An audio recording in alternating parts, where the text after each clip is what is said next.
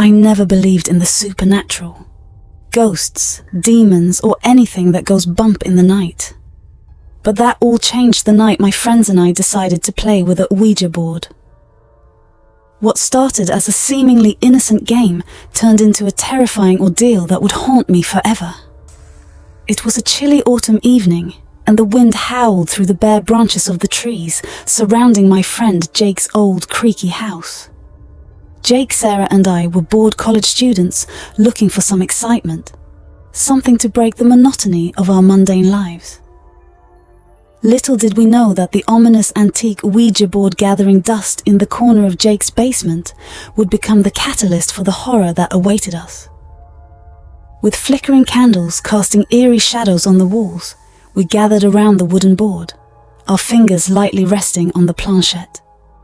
Jake, always the skeptic, couldn't resist mocking the whole affair. "Come on guys, this is just a game, nothing's going to happen," he declared with a nervous laugh. Sarah rolled her eyes but played along, asking the board, "Is there anyone here with us?" For a moment, nothing happened. The air grew tense, and we exchanged skeptical glances. Then, as if possessed by an unseen force, the planchette slowly began to glide across the board, spelling out a name. Zalom.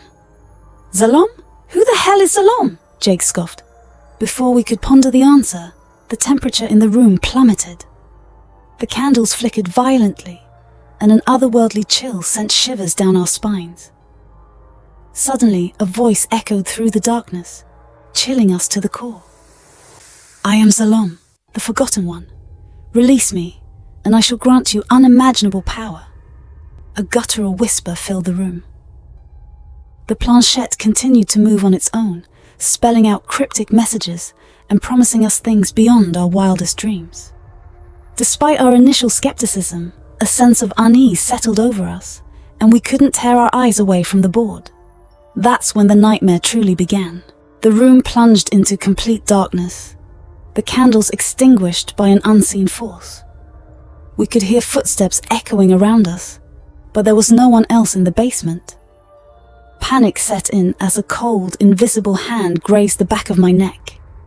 The air was thick with an oppressive malevolence, and the once familiar surroundings of Jake's basement felt alien and hostile.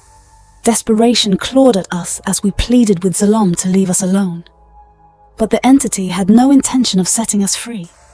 It reveled in our fear, taunting us with sinister laughter that seemed to come from every corner of the room. Then, the shadows began to take shape, contorting into grotesque figures that lurked just beyond the edge of our vision. Whispers filled the air, each word a promise of unspeakable horrors. I could feel my sanity slipping away as the malevolent force closed in on us. In a last-ditch effort to break free, we frantically tried to close the Ouija board session, but Zalom resisted. The planchette moved violently, spelling out a chilling message. "You cannot escape me. I am bound to you now." The walls seemed to close in, and the air became thick with an oppressive energy. We were trapped in a nightmare of our own making. Desperation turned to terror as we realized the consequences of our actions. One by one, my friends succumbed to the sinister presence. Their screams echoed through the darkness as unseen forces dragged them into the shadows. I was left alone, paralyzed by fear, unable to comprehend the nightmare that had engulfed us. As the room fell silent, a malevolent whisper echoed in the emptiness. "You are mine now, forever." To this day, I am haunted by the events of that fateful night. The Ouija board remains untouched, a cursed relic in the corner of my own basement. I live in perpetual fear, knowing that Zalom lingers in the shadows, waiting for an opportunity to claim me, body and soul. The line between the living and the supernatural has blurred, and I am forever trapped in a true, terrifying Ouija board story.